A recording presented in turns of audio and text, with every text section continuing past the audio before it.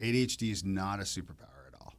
It's a pain. Like, I mean, there are things, there are challenges associated, especially when you work in a neurotypical world. The world's not made for neurodivergent people, so you've got to kind of fit in and try to, and that can be exhausting and things. Those who claim ADHD is a superpower have privilege, a lot of privilege.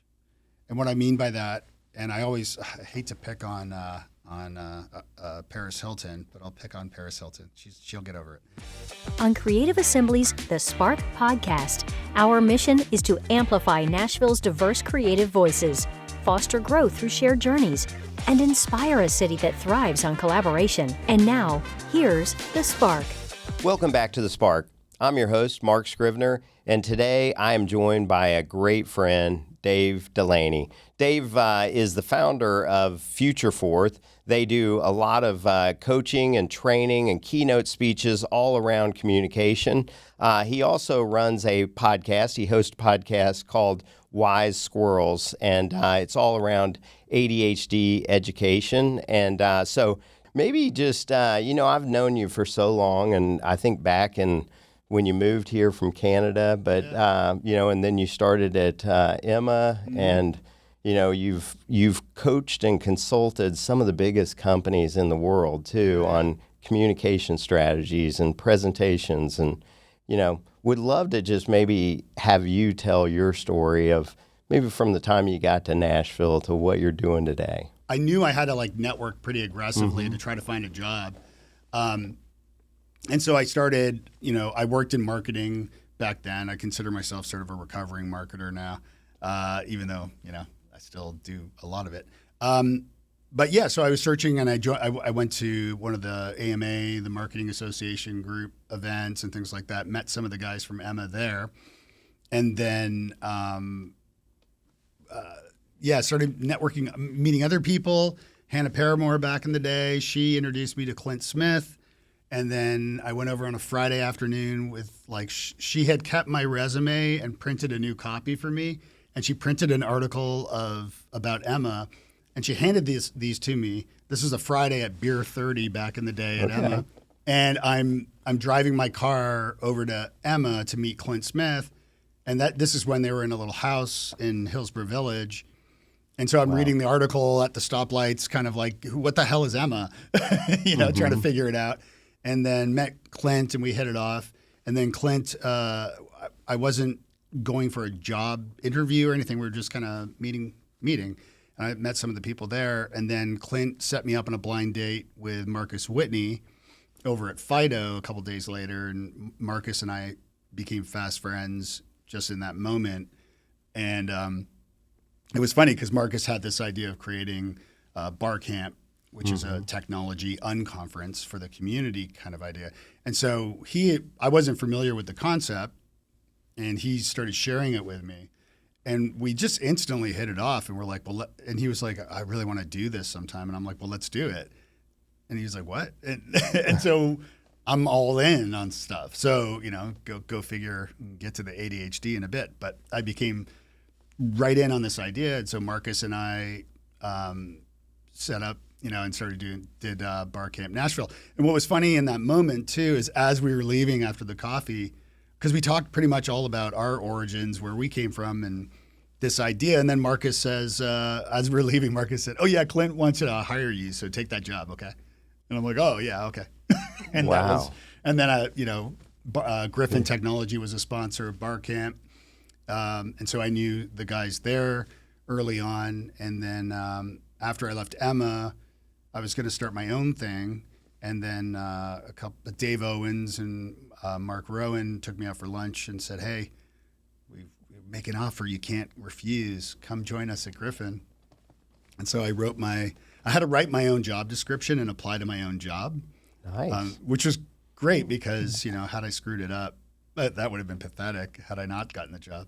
And then you've taken it way back though with the Emma days of being in the house over in Hillsborough Village. Yeah. How many employees were there at that time? There was around 30.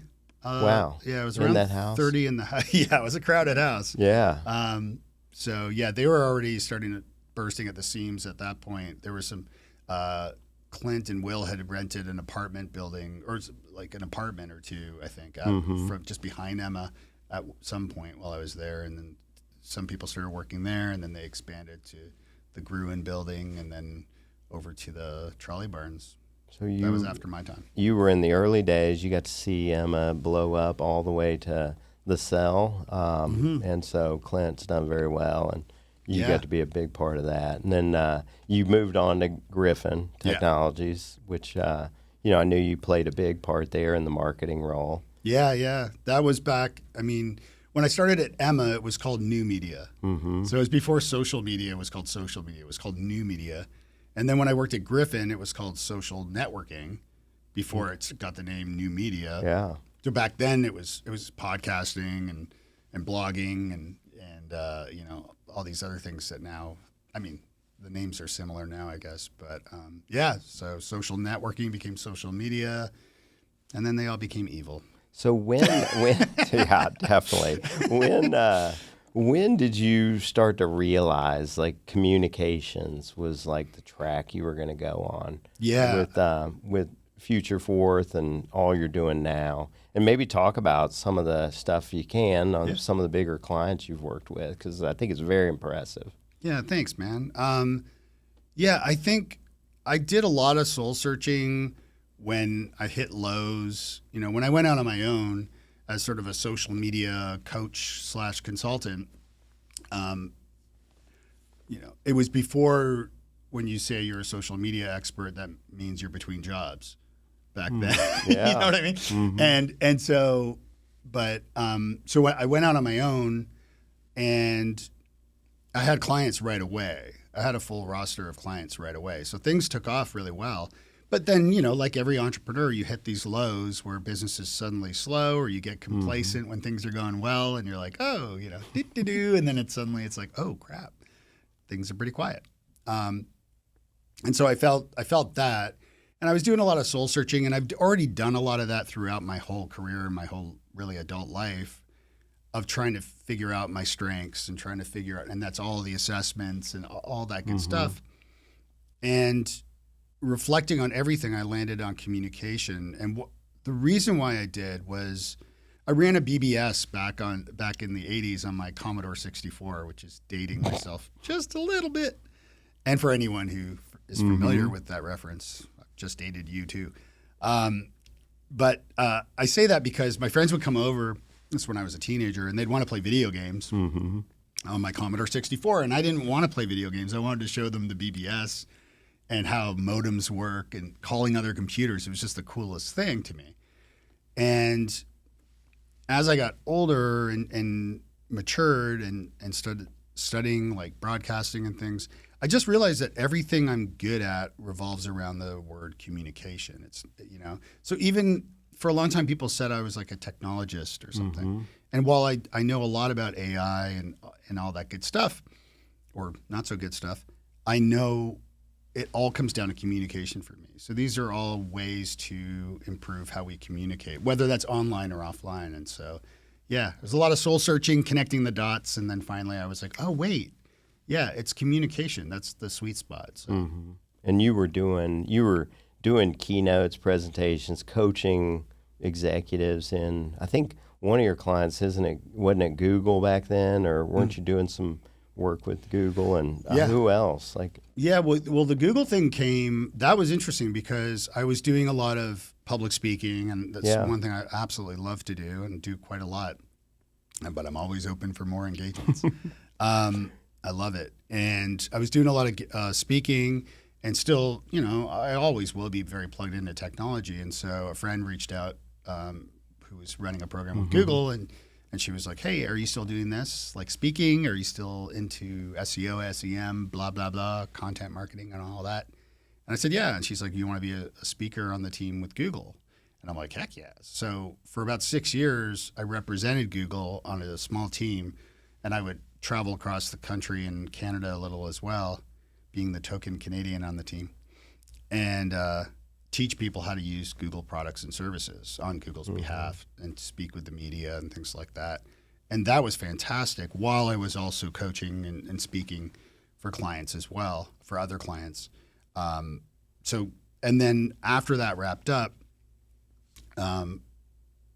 things evolved in communications, and really my sweet spot's about human to human, whether it's online or in person, but more and more it's in person. And I did a workshop for Google in Toronto. They hired me to come and do a workshop for them, more about managing internal relationships and communications across departments. And so I did a couple workshops, or a full workshop for them there. But yeah, some of the other clients, FedEx, UPS, I've spoken for LinkedIn before. Wow. And and then lots and lots of great organizations and associations and industry events. I spoke for an event last night called Disrupt HR, which was great. And a couple weeks ago, I did my first TEDx talk in TEDx Franklin. So I'm loving it. Well, as the as Future Forth has evolved over the years, maybe in simple terms, like what are you into today? Like what are you guys doing now? Yeah, well, Future Forth is really the parent company that sort of manages me. Okay. So for me personally, though, it's keynote presentations, communication workshops and training, and then coaching. From my podcast especially, I'm getting a lot of interest in hiring me as a coach to help coach professionals who are either stuck in their careers, finding something new, or even just growing a business and need to kind of think through how to do that strategically through marketing, communications, and promotions and publicity and all that. Yeah. And so I'm getting more and more clients for coaching through Wise Squirrels, through the podcast. Always using, the disclaimer, I'm not a doctor, nor do I pretend I'm one on the internet. There's plenty of that. But I've learned so much over the last few years about ADHD that my ADHD coach said, Dave, you know more than I do at this point. Wow. So. Well, I can't wait to dig into that. Before we get there, though, where, tell me or tell the audience, maybe one of the biggest breakthroughs you've seen in organizations that you've coached on communication from, how it's really helped their organization out. Yeah. So one of my signature keynotes, I guess, my signature keynote is called the Master Communicator's Secret Weapon. And I reveal a secret weapon that teams and individuals can use to improve how they communicate. And not just how they communicate, but how they can lead, part of it is leading with acceptance and empathy. Part of it is using active listening. Part of it is thinking quickly on your feet and overcoming a fear of failure. So innovation and all that good stuff. It all fits in there. And so I worked with a small tech company who were growing pretty quickly, staff-wise. And they had kind of not quite – when you're an entrepreneur and you're growing a business, as you know, sometimes you're trying to keep the clients happy and make sure new clients are coming in and you're keeping up to date on stuff. And sometimes the staff, you don't remember who's who. It's like that kitchen scene at the beginning of Caddyshack when the dad says, "Who are you?" to one of the kids in the crowded house. Again, a dated reference. I get into newer stuff, I promise. So this company was growing so quickly and they didn't really know each other anymore or at all. And so I came up with this concept for them of a 2-day workshop. And I used different color name badges representing what department they were in, because part of the challenge or the goal for me based on the needs of the client was not just everybody, you usually know your colleagues in marketing or in sales or whichever department, but you don't know somebody in IT or in customer service or the C-suite or whatever. And so my goal was to kind of mix people up in different departments. And that was the only way I could do that visually, by knowing what department they were from the color of their name badges. And we did all these activities and worked together. And what happened from that, generalizing here, but developers tend to be more introverted, headphones, hammering keyboards, and salespeople tend to be more extroverted. And again, it's it's not always the case, of course. And what happened from this was there was an assumption that the developers were very shy and introverted. But as I was going through some of the exercises, the CTO realized this one developer was like super funny and outgoing and spontaneous and just really quick-witted and things. And he realized that he didn't know enough, or it might have been the CIO now that I think of it. He didn't really know enough about how the sausage got made. He just knew, how to sell the sausage and basically explain, how to prepare the sausage, so to speak. Man, shouldn't have skipped lunch. And so he realized that like he could bring this younger developer with him on sales calls to like high stakes salespeople when he was kind of out of his area of expertise, and the developer could then help to articulate, no, the sausage is made with this and this, and this is why it won't burn, and so forth. And so sales like increased astronomically as a result of that aha moment. So a big thing I try to do is improve retention, and not just retention but also culture to attract new talent. And so that's just part of what I do with the workshops and training that I do with teams, but it's definitely a big part of it. Man, that's an interesting exercise too. I'm sure the collaboration, you start to break down silos when you start to run exercises like that. So yeah, and it's not like cheesy stuff. Like I've been to enough of those over the years. Like that's the thing. Like I approach things with empathy and not as like a cliche. I really do not want to make people feel uncomfortable. And so I'm very careful with how I create these different trainings and workshops and so forth, so that they actually do feel comfortable, but then they come away learning new skills that they can apply at work and beyond. What that's interesting. And you've taken it back a couple times to show your your age. And I guess I was going to make a joke of how many times have you heard the Bob and Doug McKenzie? 100%. Being a Canadian, so. Yeah, and actually I believe I've heard they're doing a reboot. Really? Yeah. So, I know. It used to be my favorite. Well, I haven't seen Dave Thomas in a long time. I don't know. He's been in stuff here and there. And then Rick Moranis, such a good guy. Both are great people, but Rick Moranis, from Ghostbusters and Honey, I Shrunk the Kids. He was at the peak of like his career was really kicking off. But his kids were young, and he wanted to raise them. And so he quit acting for a time so that he could be, I think he's in Toronto, to be home in Toronto with his kids and his wife to like raise the family. That's and amazing. So he kind of gave up on acting for a while. But he's been popping up he's here back, and there. huh? Yeah, I've heard rumors of the reboot, so you never know. For those who are not familiar, maybe they'll Canada is on the rise right now. It is, for yeah. sure. It's a great place. Yeah. Well, what... Dave, I'm sure you have just seen colossal communication failures in companies and toxic culture and, toxic communications and whatnot. Like what usually has to go wrong before people reach out to you? That's a good question. A mass exodus can happen. And Adam Grant calls it turnover contagion, which I really like. And what happens is, for whatever reason, maybe communication's faltering, and that's usually a part of it, at least, internal communication. And maybe a popular person with the company or an employee or somebody who's been there a long time gets fed up and decides to quit. And when they quit, if it's not communicated clearly to the rest of the team, like the kind of understanding of what went on and why that person left and so on, other people might start quitting, or they do in some cases. And so it's this turnover contagion phenomenon where, suddenly you're losing more people. And SHRM did a study, the Society for Human Resources Management. It costs between 6 to 9 months a salary of a person to replace them. That's retraining, rehiring, recruiting, and all that stuff. So like a $60,000 employee would cost somewhere between $30,000 to $45,000 to replace. And you can just do the math and figure out like that really adds up quickly.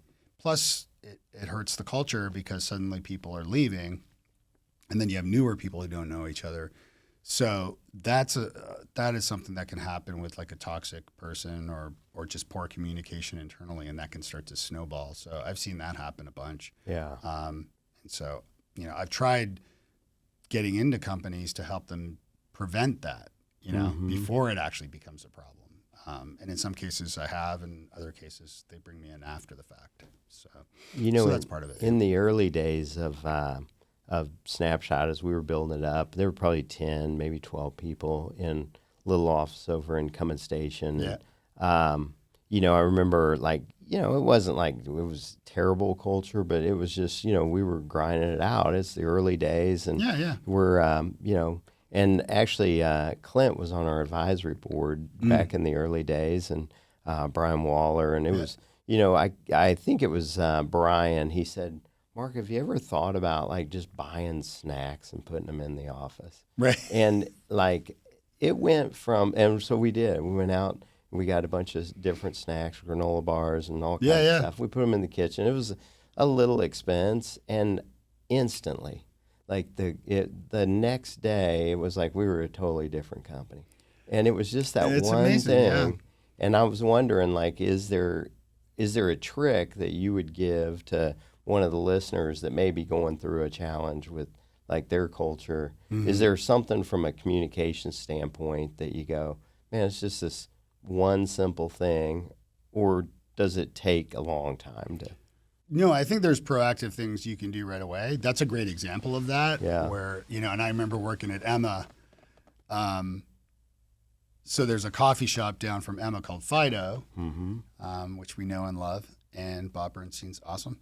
And at some point they decided, I forget how it came up, but they decided, maybe some people were leaving, I don't remember, but each department, which is pretty much each room in the house, got its own Fido card. And we could go and buy stuff on the card. So like cappuccino or cafe, latte or whatever. But I mean, people started abusing it. They started going, I was like, people are using these too much. And I think at one point, I recall, and I could be wrong on this, but I seem to recall that it was Clint was spending $5,000 a month just at Fido on these cards. And I was like, wow. So so you just got the card to go down there. And well, yeah, but that was when there was 30 of us, right? So when we moved, it was funny too, because when we moved to the Gruen building, which is on 8th across from Zany's, that was where I had left. We were growing so quickly there. But it was he bought, all sorts of snacks and, things like that in the kitchen. And I remember overhearing two really young people that were pretty new there complaining that the one type of energy bar they were all expensive. It wasn't just some cheap box of something from Kroger or whatever. They were complaining that this one wasn't available. They were all out of that one or this one. And I'm like, you guys have no idea what it's like to work in cubicle hell. Because I've worked in cubicle hell where there's nothing. So I do love the fact that you made that move and you did that and you saw the results. One thing that I recommend is something called stay interviews. A lot of times when you lose talent, if it's under good terms, of course, you might have or the HR director might do a departure exit interview, excuse me, to find out just to interview them. And that's great. It's a good thing to do. And then, of course, you do the interview because you're not going to hire somebody without doing that, I would hope. But a stay interview is done to, you start with your most popular, not popular, but your highest achieving staff, right? Yeah. The people you most want to stay, or maybe the longest people, the people that have been with you longest. And you do a stay interview where you ask them, you have to set it up in a way that's very calm and cool, because if you say, hey, Jim, I'd love to talk to you, after work or come into my office or whatever, they'll be like, oh crap. So you have to set it up correctly, but having a stay interview is just a matter of asking a few questions about what's working, what's not working, how can things be improved. And doing that from time to time is you can put out a fire before it becomes a fire, right? Which I admit makes no sense. A spark, put out a spark. But yeah, like just doing that and having that conversation conversations can be incredibly helpful, because then like I said, like as a company grows, and I'm sure you've experienced it, there's no way for you to know what's going on all the time with everyone, everywhere. And so this is a great way to just check in and see how things are going. And then if you start getting common replies from people, you're like, oh, crap. Yeah, we need to make some adjustments to help fix whatever that problem is. Dave, I mean, that is a great exercise. I mean, I don't know that a lot of people in the advertising industry like do those. I know that we've done them from time to time, and they're very effective. But I almost would also say, like, I would want everybody to know you got to be consistent with that stuff. Like if what I found is if you just spring the stay interviews on people, it's like there's an agenda there versus we just do it. This part of our culture, and man, let's go grab a cup of coffee, man. What's working, what's not working? Yeah, exactly. Versus I'm going to bring a clipboard and whatever, and you set it up and you very casually. Yeah, it doesn't have to be anything formal at all, right? It doesn't have to be like this, Monday to Friday this week we're going to be doing state. Like it doesn't have to be that. It could just be individualized to each person, starting with the people that, the top talent, and then kind of working your way through. But yeah, I think it's a great move to do. And then also, it's like the old line of like drowning with data, right? It's like you have data, whether it's through like analytics or whatever it is, you have data. Everybody has data, but like, what do you do with that data, right? And it's the same thing. You have data points now from the feedback you're getting. You can't just get the feedback and then forget to do anything with it. That makes things worse, because you've just had a great candid conversation with someone and they're saying this or that's not working well. Thanks for asking, and then nothing happens. Then, is worse than if you just let it alone. Yeah, right, it's, yeah. But I agree. That is we. Tried to brush stuff under the rugs over the years, and it's never worked out. It's actually backfired every time. So it's a great call on that. Yeah, thanks. Yeah. What do you what is a common mistake that you see in communications, just in organizations? Is there any one thing that maybe even with smart, capable, high-performing people, and there's a communication breakdown, which happens? Yeah, I mean, there's lots. I think especially these days, with so many different channels of communication, things can get lost very quickly or overlooked or missed completely. So being really clear on what the channels are and how to, what you should be discussing. So like back in the day, it was like instant messenger, just chit-chatting with colleagues, and then you'd have email, obviously. But nowadays you have so many different chats, so many different applications. You've got Slack, Meet, Teams, and all these other platforms. And beyond that, even just like the phone, if you have a phone call with somebody, or email, of course. So when you open up too many channels of communication, then something's going to get missed, or something's going to get lost, or you're going to forget. And personally, I'm very strict in the channels I use. I don't use Slack because I don't really use it, but I've used it a couple times over the years. But I just want, for me personally, email, having conversations. Sometimes, depending if you're working together in the same space, I know nowadays with hybrid and remote work, that can be challenging sometimes. But if you're all in the same space, I have a general rule that if you have to exchange more than 2 emails about a topic, just get up and walk over to their desk and just say God forbid you have to go talk to another human in person. We could all do better. I'm so glad you especially brought that these up. days. Yeah, that is. What's interesting about this is, do you see generational thing with different communication styles that you Oh, have yeah, to absolutely. train on based on how, you know, my, tell you a quick story. So my daughter, she is going to UT Knoxville, and the way they find their roommates is through Instagram. And so we go and she meets her roommate, very nice young lady. And so, but we go and meet her for the very first time and her parents, which her parents live in Knoxville too. So it was like double home run. Yeah. But, you know, they find each other on Instagram, and she vetted a few people through Instagram, you know, and so when we sit down for lunch, they hadn't arrived yet, and I said, "Have you ever talked to this girl before?" And she said, "Yeah, I've talked to her a bunch. Like we talk all the time."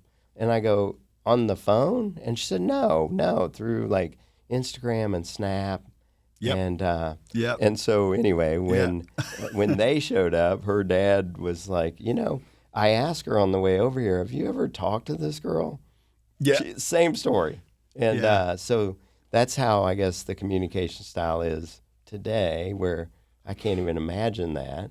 But what do you see? Yeah, no, it's very close to home. I have a 19-year-old and a 20-year-old, so yes, I'm very familiar with that. And even in texting is interesting. My daughter reprimanded me because I used a period in a text message. And I was like, wait, what? And she, not just her, but like they often will take a period as an exclamation mark. So like it's You're this being idea aggressive. of like, too aggressive with a period. Like, you know, I'll see you at 6 o'clock. Yeah. Period. I will see you at 6 o'clock. Not yelling with an exclamation mark, but just be there at 6 o'clock. And it's like, no. I was just like, see you at 6. I didn't mean anything. So, so communication changes over time, you know? I remember when I worked at Griffin, I wrote an article. I used to have a column in the Tennessean in the business section there. And I wrote an article about this called Bob's Your Uncle, where I wrote, there was some confusion at Griffin about whatever it was, some project. I can't remember. And so I was kind of responsible for it. So I wrote this email kind of explaining everything beat for beat, like super clear, and proofread it. And this is before I had AI to help me. And I went through it over and over and over again to make sure it was completely clear and concise and everybody could get it and read it and understand. And I felt really good about it. And we were primarily in it was spread out, but we were in a pretty open concept. So I could see my colleagues, you know, their heads behind their monitors. And I signed the email, and Bob's your uncle, Dave. And I sent it, and I was like, ah. And then I started seeing like heads kind of pop up from monitors. Like people are like,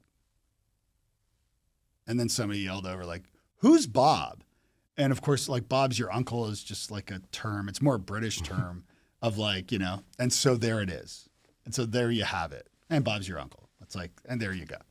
And so I'd signed it off with Bob's your uncle and just completely screwed it all up because now everybody was confused about this line. Like, who's Bob? And everybody was asking who Bob was. So I was like, oh my God. So yes, different strokes for different folks. I think you have to know your audience and who you're, you know, this is why when I'm delivering presentations and training, like it's nothing is, you know, obviously I work with similar content, certainly, like the Master Communicator Secret Weapon, that presentation, but I customize everything for the audience, for the industry, for the challenges they're facing so that I can address those things within the content. It's not just, you know, one and done kind of thing. I'm very careful with making sure that I'm addressing the challenges an organization or an audience is facing. And so knowing your audience is so important, or knowing how different people communicate is essential. Or at least making sure that everybody's clear on how you expect the team to communicate. So, I mean, if you're, you know, managing people, I'm a solopreneur. So for the most part, I do have colleagues. My CFO is my wife. Okay. But yeah, so making sure that you're communicating clearly is a big part of that. So yeah. Well, I'm glad you mentioned that. Pick up the phone because, Yeah.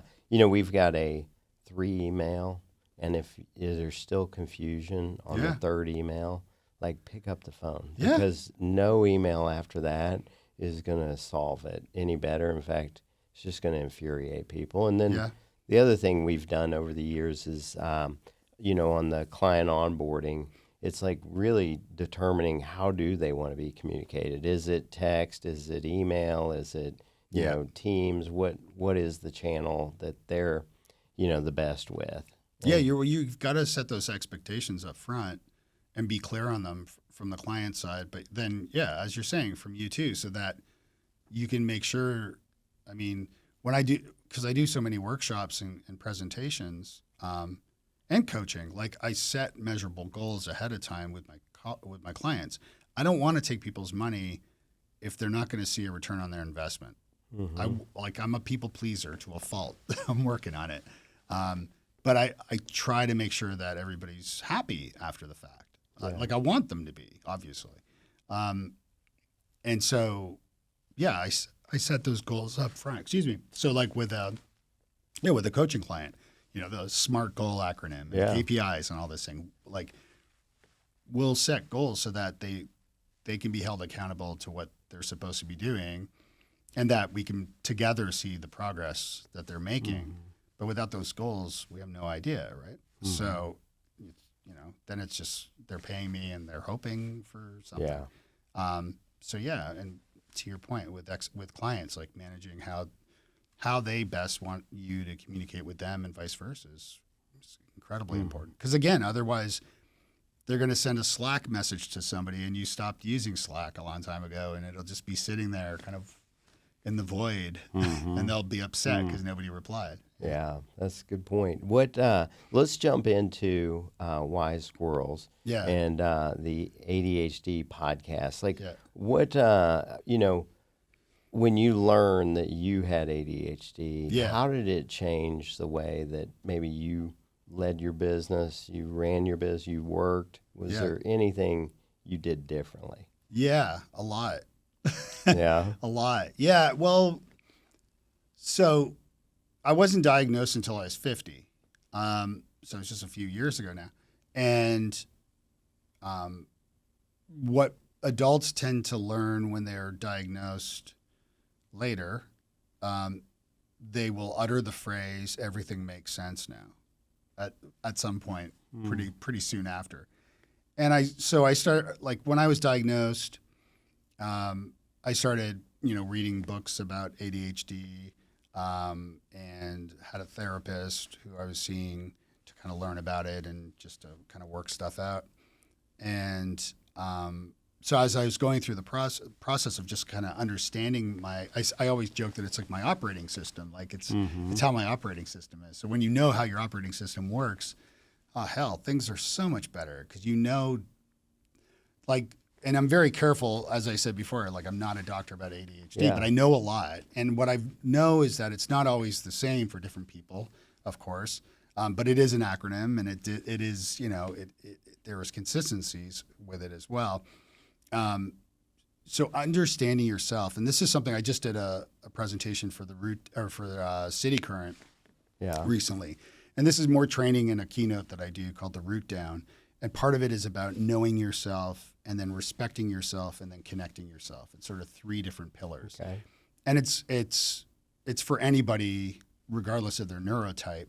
But the underlying story is about my diagnosis of ADHD, what I've learned to help educate people so that they'll go and get tested and diagnosed if they have ADHD, if they think they do, and then get the treatment they need because this passion project became sort of a mission when I learned that with undiagnosed and untreated ADHD, your life expectancy can be up to 13 years less.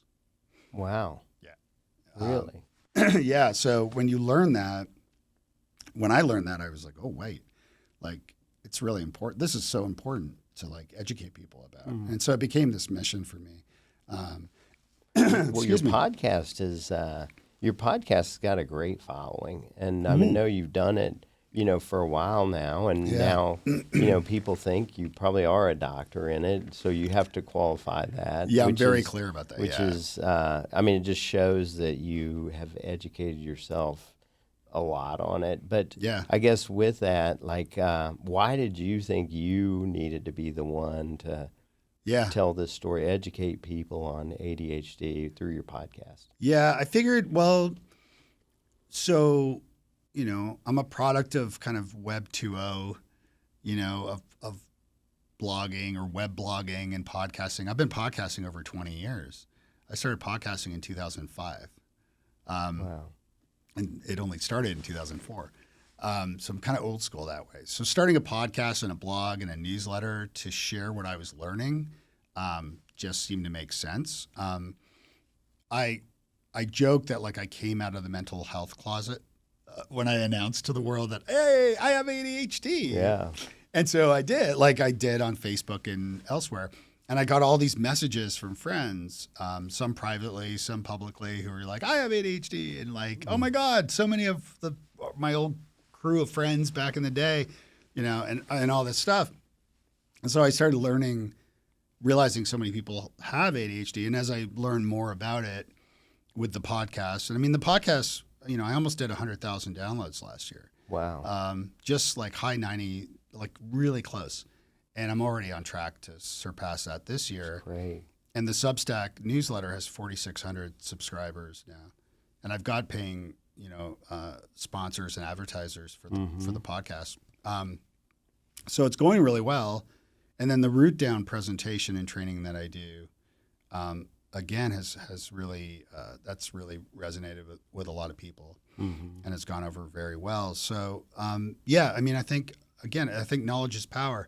And the better you understand yourself and then you can, I always say that, I see my life through the lens of ADHD now. So for example, with ADHD, your dopamine receptors don't really operate correctly. And so you don't lack dopamine. That's often misunderstood. But the receptors aren't picking it up or whatever they do with dopamine. Again, not a doctor. So ADHDers, especially untreated and certainly undiagnosed, crave dopamine, and they're trying to get dopamine however they can. And there are good ways to do that and bad ways to do that. Driving really fast and dangerously, that's a bad way to do it. Drinking too much. Gambling. Yeah, wow. all these things. Overeating even. All things, not all things, but that's one that I've done. And so you become sort of excessive in ways to try to get that dopamine. But on the flip side, I've been speaking for over 15 years now as a speaker. And when I stand on stages in front of audiences, I'm an extrovert and a freak on stage. I love it. But I get this mad rush of dopamine from the audience when their heads are nodding or they're laughing or what have you. And so realize that, this is part of the reason why I love doing what I do. And so, again, it's looking at your life through the lens of ADHD after diagnosis, and then understanding that, at certain periods of the day, I'm just kind of worn out, I'm just kind of done. It doesn't mean I'm going to turn on Netflix or something. I still have work to do, but sometimes it's okay, I've got to go for a walk. Every morning I do a 3-mile, give or take, walk just to get things going. Yeah. And so I'm doing all these things to try to improve myself and tap into my own strengths, again, through the lens. So I understand myself better now. And so a lot of things, and so uttering that, this makes sense, it happens because you realize oh, that's why I do this or that or whatever. So. Well, I heard this speaker, you probably know him too, Dave Rendell, and he wrote the book called The Freak Factor. Okay, yeah. And it's about, everybody, what people think is a weakness is usually a person's biggest strength. And right. They talked about dyslexia and the number of billionaires that have dyslexia. And they interviewed one of the billionaires and said, what would you wish for, humanity? And he said, I wish everybody had dyslexia, Right. where we would be. But I guess all that to say, like, what do you think? What is the superpower of ADHD? Yeah. So this is it's a great question because it comes up a lot, and I've actually done a lot of thinking on this and concluded that unless, like, with very few exceptions, ADHD is not a superpower at all. It's a pain. Like, I mean, there are things, there are challenges associated, especially when you work in a neurotypical world, right? The world's not made for neurodivergent people, so you've got to kind of fit in and try to, and that can be exhausting and things. But the reason why, so I have an activity I do with my clients and audience members through the Root Down, which they can find at whysquirrels.com if they want to check that out. I believe that everybody has a superpower. So that's the first thing. I do. I'm convinced of it. Everybody does. Maybe more than one, but they definitely, like, mine is communication. That's my superpower. The thing with ADHD is that those who claim, and this is what I've landed on, those who claim ADHD is a superpower have privilege, a lot of privilege. And what I mean by that, and I hate to pick on Paris Hilton, but I'll pick on Paris Hilton. She'll get over it. And actually, this all started because she did a song called "ADHD is My Superpower" or something to that effect.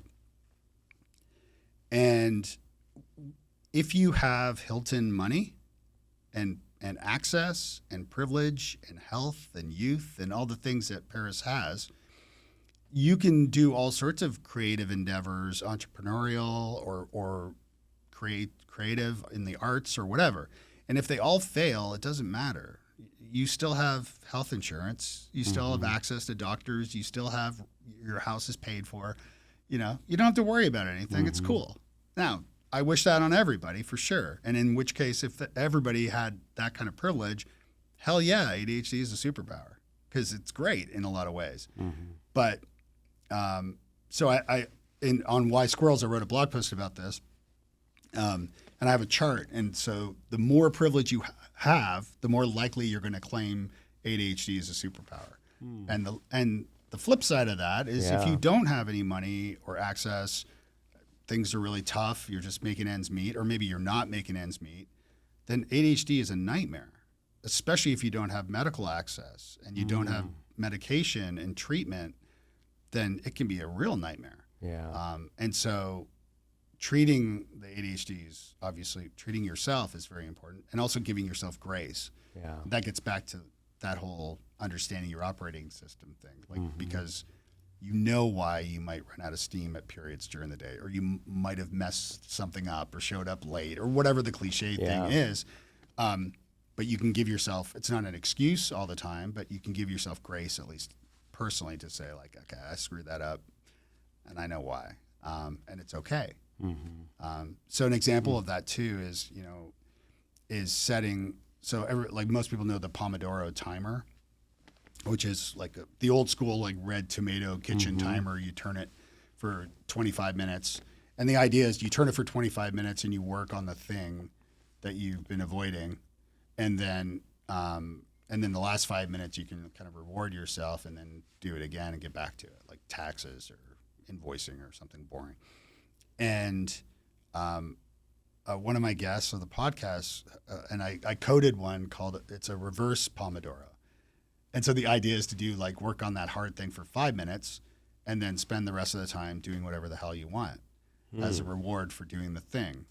And the way this works though is if you spend, and this gets into like atomic habits and things like that, where unscientific as well. But if you spend 5 minutes doing something you don't want to do, the 5 minutes will likely turn into 10 minutes or 20 minutes or an hour, or you'll finish the thing. And so, but if you don't, and you only do 5 minutes, it's cool. That's an interesting exercise. That's, that's good. What, Dave, I mean, this has been fascinating. I'm so glad we got to catch up. Is there anything like that maybe I didn't ask you that you think would be helpful for the audience? Well, I've got a free assessment. I don't see the results at whysquirrels.com. Okay. So that's a good starting point if people think they have ADHD.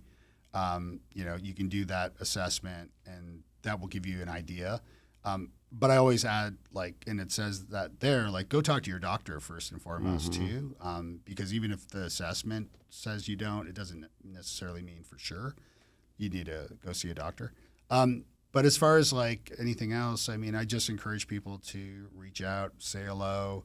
I'm at all the places, Future Fourth or Wise Squirrels. We'll drop all your information in all the show notes. And that way they've got all your contact stuff, because I'm sure folks will want to reach out to you, and especially maybe even take the assessment. So I'm hoping it does encourage people, especially knowing, your life is going to be cut shorter.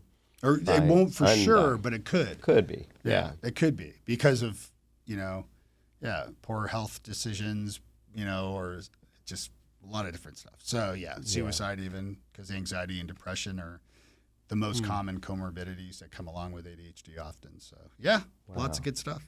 Well, Dave, thank you so much for being on the show. This was a great episode. Really enjoyed catching up. And thank you all for joining us today. We really appreciate you showing up week in and week out to hear all these amazing people that are in the city of Nashville. If you would, just please subscribe, rate, and review our podcast, just so we can get the word out to more people. Thanks again for joining us, and we'll see you next week on The Spark. And that's a wrap on this episode of The Spark from Creative Assembly.